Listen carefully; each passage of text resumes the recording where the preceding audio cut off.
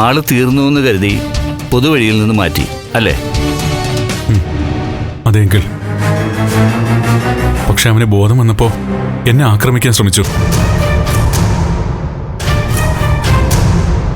അമ്മയും ദേവിയൊക്കെ കൊല്ലുമെന്ന് പറഞ്ഞു.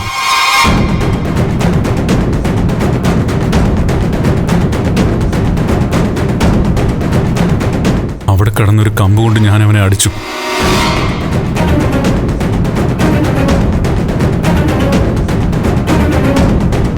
തലയിലാ കൊണ്ടത്.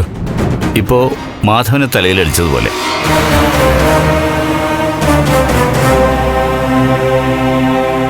ഹരിയേട്ടാ, അത് അബദ്ധത്തിൽ പറ്റിയതാ.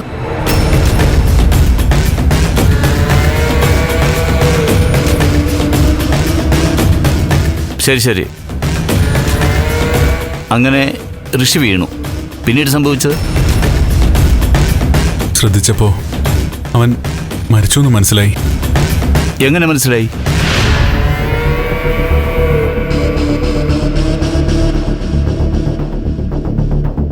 ഏതെങ്കിലും ഡോക്ടർ വന്ന് പരിശോധിച്ച് ഉറപ്പിച്ചതാണോ?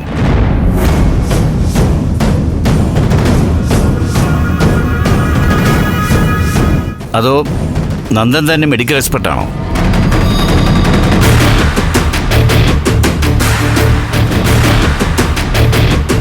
ഒരു ബോഡി പരിശോധിച്ച് നന്ദന് ജീവൻ പോയെന്ന് ഉറപ്പിക്കാൻ പറ്റുമോ?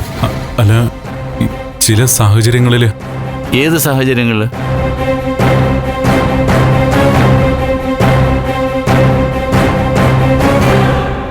ശ്വാസം നിലച്ചോ എന്ന് മൂക്കിൽ വിരൽ വെച്ച് പരിശോധിച്ചു, പൾസ് നോക്കി ഉറപ്പിച്ചു, അങ്ങനെയല്ലേ? അതെ.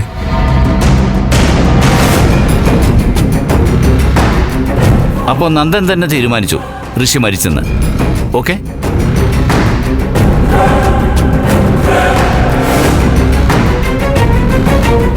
റോഡിൽ നിന്ന് ഒഴിഞ്ഞ കെട്ടിടത്തിലേക്ക് മാറ്റിയെന്ന് പറഞ്ഞല്ലോ, അതൊറ്റയ്ക്കായിരുന്നോ?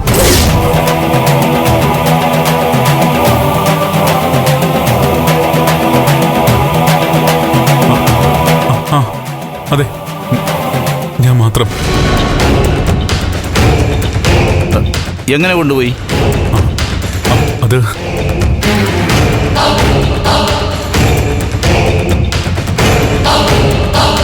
വലിച്ചിഴച്ചിട്ടാണോ അതോ തോളിൽ ചുവന്നിട്ടാണോ? എങ്ങനെയാണ് ബോഡി കൊണ്ടുപോയതെന്ന്? വലിച്ചഴിച്ച്.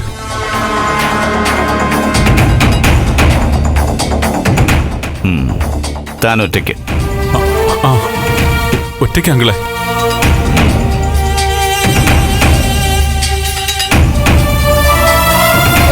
അതാരുടെയും ശ്രദ്ധയിൽപ്പെട്ടില്ല? ഇല്ല.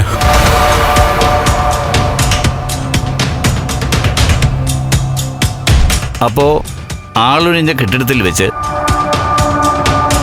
തലക്കേറ്റ അടിയിൽ ഋഷി മരണപ്പെട്ടു. അതെ.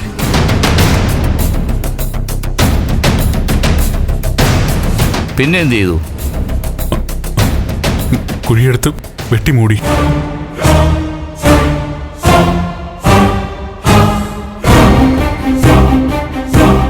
അതും ഒറ്റയ്ക്ക്?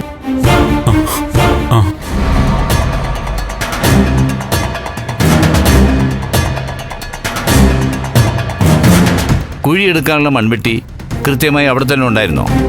അല്ല, അടുത്ത് പറമ്പിൽ പണിയൊക്കെ നടക്കുന്നുണ്ട്. അങ്ങനെ കണ്ടെത്തി എടുത്തോണ്ട് വന്നതാ.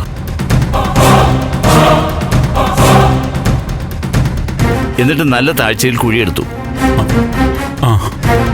എത്ര അടി വരും താഴ്ച? അതറിയില്ലെങ്കിലേ.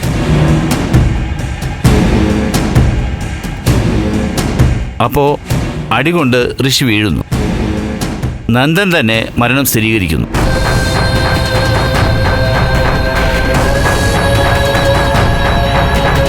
ഒറ്റയ്ക്ക് ബോഡി വലിച്ചിഴച്ച് എവിടുന്നോ സംഘടിപ്പിച്ച മൺവെട്ടി ഉപയോഗിച്ച് കുഴിയെടുത്ത് വെട്ടിമൂടുന്നു.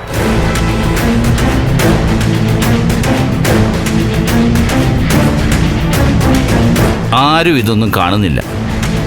എല്ലാം ചെയ്തത് ഒറ്റയ്ക്ക്.